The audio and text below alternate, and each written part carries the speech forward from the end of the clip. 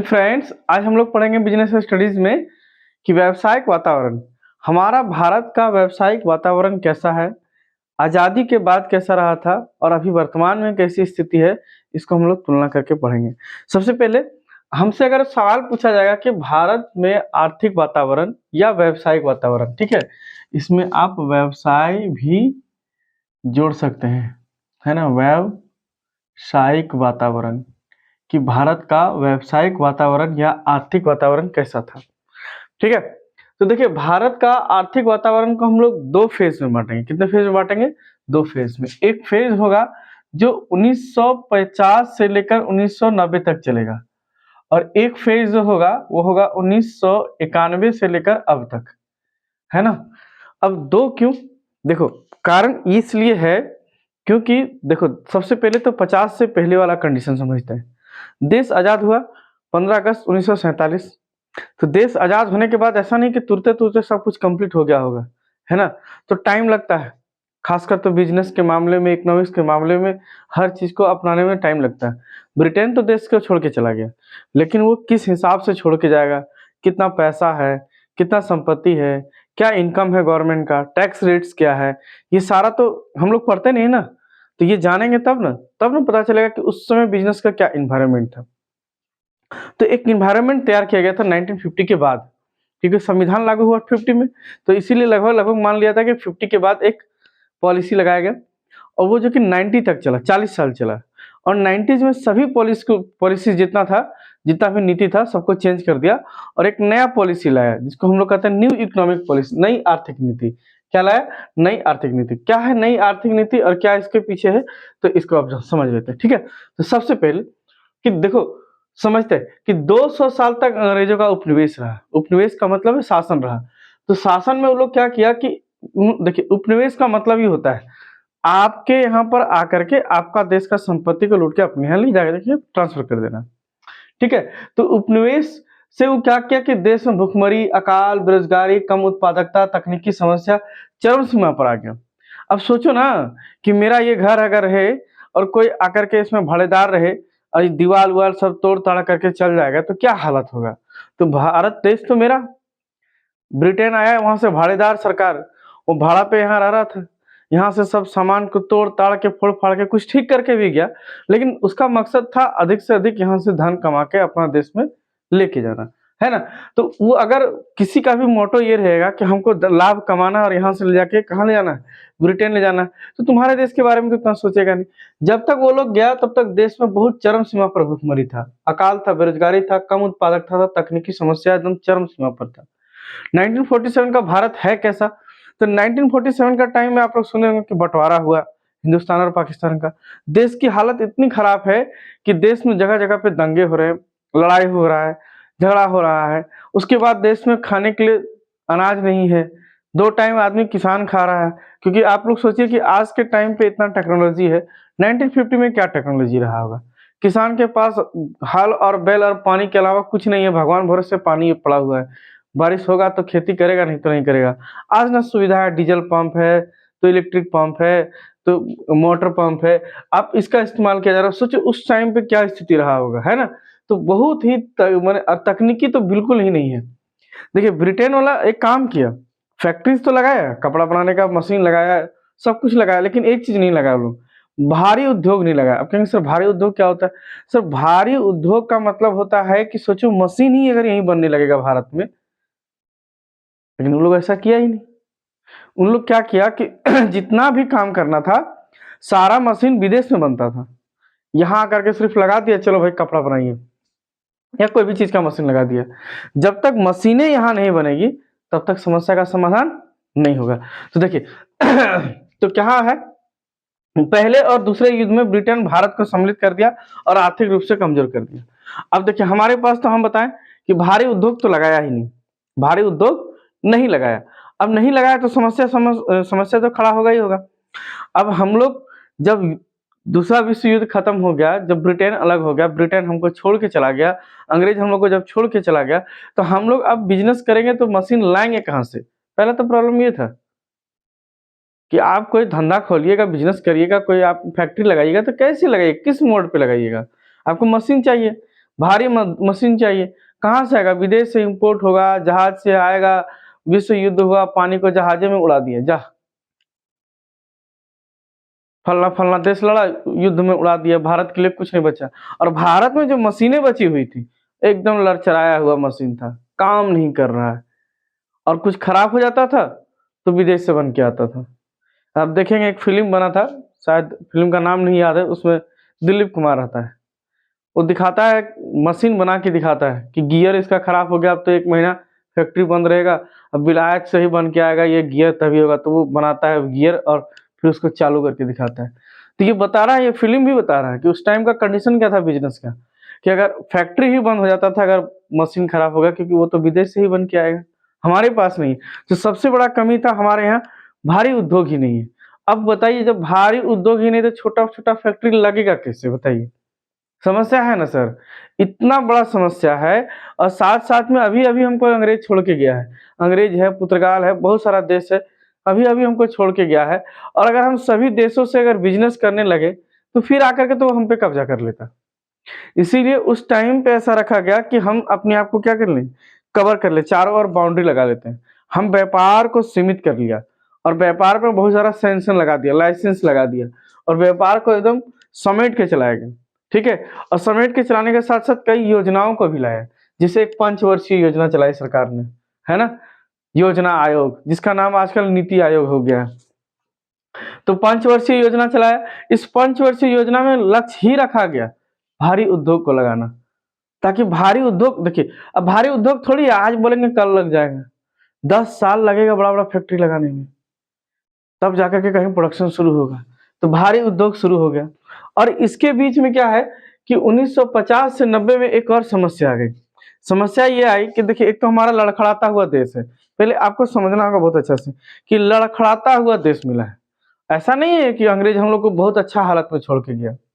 सोचो ना कि एक तो तुम्हारा पैर तोड़ दिया।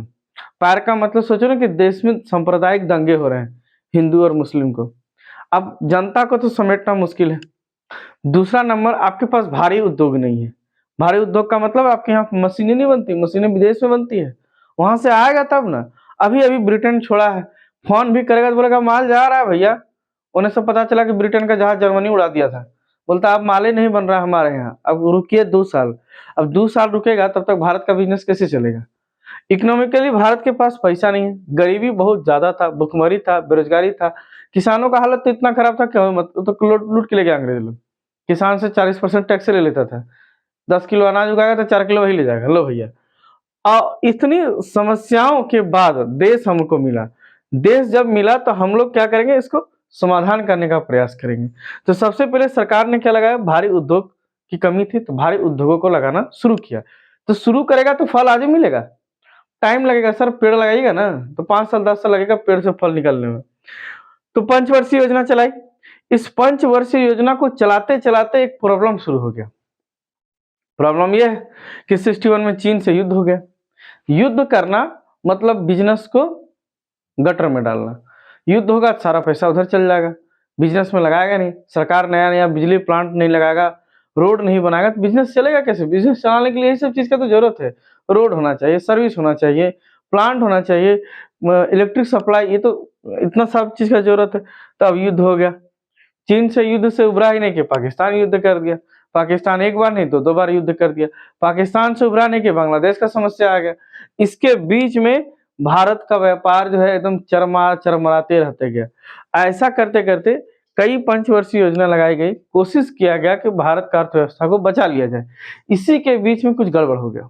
गड़बड़ ये हो गया कि सोवियत संघ, जिसको बोलते हैं यूएसएसआर, जिसमें रूस है, कुल मिला के 15-16 देश था एक साथ मिला हुआ, है ना? एक तरफ अमेरिका और एक तरफ रूस का एक संगठन था जिसको सोवियत संघ कहते थे। इसी के बीच में क्या हुआ ना कि खाड़ी युद्ध हो गया। खाड़ी युद्ध का मतलब है कि उधर कतर, ईरान, इराक तरफ युद्ध हो गया, वो लोग आपस में लड़ने लगा। तो इससे क्या हो गया कि भारत की जो है नीतियाँ और खराब होती गई। दिन के दिन भारत में राजनीतिक स्थिति भी सही नहीं था। 85 के बाद देखोगे तो सरकार भी सही-सही नहीं बैठ रहा है कि सरकार नीतियों पे अमल करे और काम करे और पता करे। तो कंडीशन ऐसा आ गया कि देश की हालत बहुत खराब हो गई। देखो, खराब से शुरू किए हम, फिर समझना, खराब से शुरू किए और कोशिश की कि धीरे-धीरे बेहतर किया जाए और बहुत सारा समस्या आया, अब फिर जाके खराब ही रह गया, अच्छा नहीं हो पाया। अच्छा इतना नहीं हो पाया कि देश में आर्थिक तंगी आ गया। देश का राजकोषीय खजाना जो, तो पैसा जो होता है ना, इमरजेंसी फंड्स, वो सब राइज़ करना पड़ जाता। कहा जाता, कहता है कि देश के पास 3 दिन का पैसा बचा हुआ था। उस समय सरकार बनी, कांग्रेस की सरकार बनी, पीवी नरसिम्हा राव प्रधानमंत्री बने और अ, मनमोहन सिंह, आप नाम सुनेंगे, डॉक्टर मनमोहन सिंह, जो कि भारत के 10 साल प्रधानमंत्री भी रहे, उनको वित्त मंत्री बनाया गया। अब उन्होंने और पूरे मंत्रिमंडल ने मिल करके एक योजना लाया जिसको कहा गया नई आर्थिक नीति। तो नई आर्थिक नीति के लाने के पीछे कारण वही था कि सोवियत संघ का विखंडन हो गया। क्या हो गया? विखंडन हो गया। सोवियत संघ टूट गया। 17 देश था लगभग, शायद 16-17 मिला करके था, ठीक-ठीक याद नहीं है। तो वो बिखर गया। बिखर गया क्योंकि भारत का सबसे गहरा मित्र जो था वो यूएसएसआर था। आज भी भारत का सबसे गहरा मित्र कौन है? रूस है। तो रूस का यूएसएसआर जब बिखर गया तो भारत का बिज़नेस सेटअप भी पूरी तरह से बिखर गया, क्योंकि भारत तो सीमित था ना, हम बोले ना बाउंड्री लगा दिए चारों तरफ। बिज़नेस को बनाने के लिए, क्योंकि अभी-अभी तो विदेश आक्रमण करके 200 साल राज करके गया, तो ज़रूरी था बाउंड्री करना। अब जब 1991 आ गया, जब देश की हालात बहुत खराब था, तो बहुत महान व्यक्ति बोले तो डॉक्टर मनमोहन सिंह, एकदम पूरा इज्जत से नाम लेना है। उनके हाथों में बागडोर सौंपा गया, उनको वित्त मंत्रालय दिया गया। उन्होंने इस समस्या को जूझते हुए कहा कि अब भारत को समय आ गया है उठ के दौड़ने का, रेंगने का नहीं। हाँ, कब तब तक क्या हो रहा है? रेंग रहा है। क्या हो रहा है? रेंग रहा है। व्यवसाय हम लोग का रेंगते हुए जा रहा है। बोला कि अब समय आ गया है उठ के दौड़ने का। हमारी देश की कंपनियों ने 40 साल तक अपने आप को पोषित किया है, अब उनको मौका है कि छोड़ दो, अब वो रेस में दौड़ेगा। तो वहाँ से शुरू हो गया 1991 से एक नया नीति शुरू हो जाएगा जिसको कहते हैं न्यू इकोनॉमिक पॉलिसी, और यही न्यू इकोनॉमिक पॉलिसी अब तक चल रहा है, 1991 से लेकर टिल नाउ अब तक चलते जा रहा है। और इसी के कारण आज हम लोग इतना तरक्की कर रहे हैं। आप यूट्यूब में बैठ के देख रहे हैं और हम यहाँ से दिखा रहे हैं। मोबाइल है, गैजेट्स है, लैपटॉप है, टीवी है, स्मार्ट टीवी है ना? इस सारा का उपयोग इसलिए हो पा रहा है क्योंकि अभी बहुत ईज़ी हो गया ये समस्या का समाधान करने के लिए, क्योंकि जब तक हम विदेश नहीं जाते, वहाँ नहीं जाते, और भी है बहुत सारी नीतियाँ हैं, जब तक हम अपने आप को खोलते नहीं, क्या बोले, पहले बाउंड्री लगा दी हम। अब हम क्या करें कि 1991 के बाद बाउंड्रियाँ खोल दी गई, सारा बाउंड्री तोड़ दिया गया, बिज़नेस के लिए सारा बाउंड्री तोड़ करके चलो भैया अब बाउंड्री खत्म हो गया, देश आज़ाद का 50 साल, कितना 40 साल हो गया, 50 से 90 हो गया, अब सारा बाउंड्री तोड़ो और शुरू करो नया इकोनॉमिक पॉलिसी। और इसी देश की स्थिति बिल्कुल खराब होने के कारण एलपीजी नीति अपनाई गई। क्या नीति अपनाई गई? एलपीजी नीति अपनाई गई। देखिए हम आपको अधिकतर बोल के समझा दिए, आप समझे रहेंगे तो आपको आपसे सब कुछ हो जाएगा, क्योंकि ये सब ज़्यादा लिखने का ज़रूरत नहीं है ना? तो एलपीजी नीति अपनाई गई। एलपीजी नीति को कहा जाता है आर्थिक नीति, जिसमें 3 था, एल फॉर लिबरलाइजेशन, उदारीकरण, पी फॉर प्राइवेटाइजेशन, निजीकरण, जी फॉर ग्लोबलाइजेशन मतलब वैश्वीकरण या अंतर्राष्ट्रीय व्यापार आप कह सकते हैं, को अपनाया गया। अब भारत अब नया-नया चीज़ सोचने लगा। अब भारत की जितनी भी कंपनियाँ थी, या तो बोले ना कि बाउंड्री सारा तोड़ दिया गया। अब भारत किसी भी देश में बिज़नेस कर सकता है और किसी भी देश का आदमी कहाँ? भारत में बिज़नेस कर सकता है। अंतर्राष्ट्रीय बाज़ार के लिए भारत को खोल दिया, पूरी तरह से ओपन कर दिया।